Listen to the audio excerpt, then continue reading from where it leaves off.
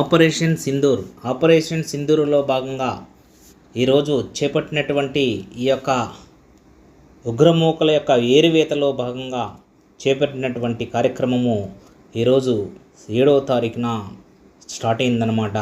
కవింపులకు పాల్పడితే చూస్తూ ఊరుకున్నాం, దాడులు చేస్తున్నా సహించాం, కానీ కళ్ళెదిటే కట్టుకున్న వాళ్ళను కాల్చివేసి దిక్కున్న చోట చెప్పుకోమంటే ఏడుస్తూ ఎలా ఊరుకుంటాం. నేలరాలిన కన్నీటి బొట్టు రగిలిపోయింది. 5వ తనం తుడిచివేస్తే నుదుటిన చెరిగిన ఆ సింధూరం విస్ఫోటనమైంది. రక్కసి మొక్కలను నక్కి ఉన్న చోట మృత్యు మేఘమై కమ్మేసింది. త్రివిధ దళాల సాక్షిగా మిజైళ్ల రూపంలో దూసుకు వెళ్ళి ఉగ్రమోకలను మట్టి కరిపించింది. వారి నెత్తురు చూశాకే దానిలోని వేడి చల్లారింది.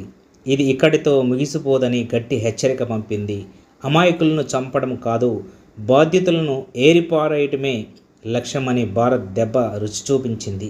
ఇదే ఆపరేషన్ సింధూర్.